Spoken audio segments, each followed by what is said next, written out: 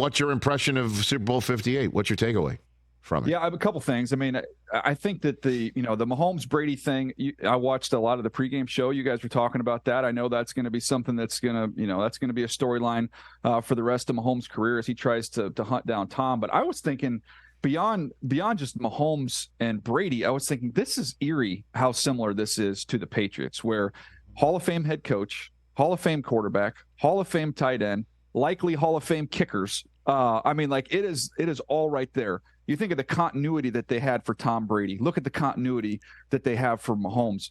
I tweeted this out a minute ago. Like the crazy thing is, and we'll get into the game, but like to win a Super Bowl with no attrition, you keep your offensive coordinator, your defensive coordinator. In fact, you might be bringing back Eric Bieniemy, which reminded me of the Patriots. Look, they send out their assistant coaches. It doesn't work. Come on back in, come right back into the fold, and we just keep this thing rolling.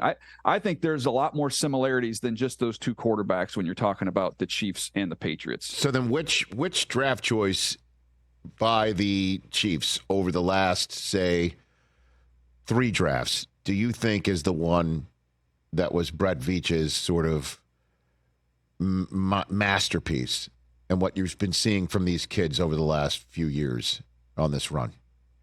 If you ask me the best players, and Snead is a great player, and he's going to get paid a ton of money, but their defense, the 2 best players when you watch them, and I've seen a ton of them over the years, is you start with Chris Jones, which predates that, and then McDuffie would be number 2. You had 2 3rd and 4s in that game that really decided the game. On those 2 3rd and 4s, McDuffie blitzes, bats a ball down. On the next 3rd and 4, Chris Jones gets an unblocked pressure, which it looked like a bust in their pass pro. But those 2 stars made the 2 big plays on the big down. And then I flip it over to the other side.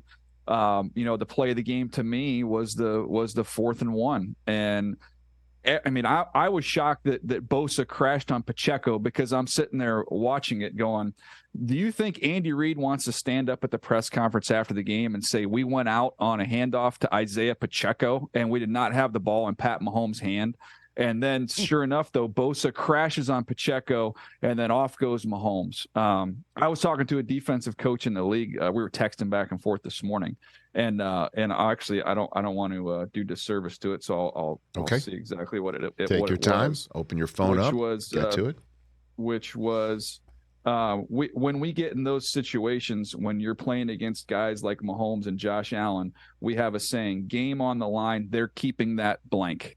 Right. So that was shocking to me that they weren't prepared for that, for Mahomes to pull that ball, and that was kind of the beginning of the end. Yeah, it just seemed to me that the Niners, after playing so buttoned up for 3 quarters or whatever, started having breakdowns of covering. Like Kelsey, I guess you can't keep him down forever. He wound up having 9 catches for 90 yards and change.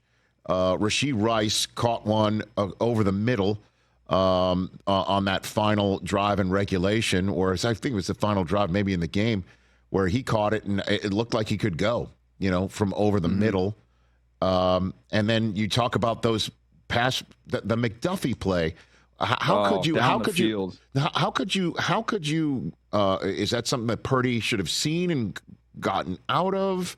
Was that based on the formation? Like, because that was huge. If they had picked that one up, they could have taken the game down to maybe 1 minute or less than a minute to go and had the lead and forced Mahomes and Reid to really pull one out.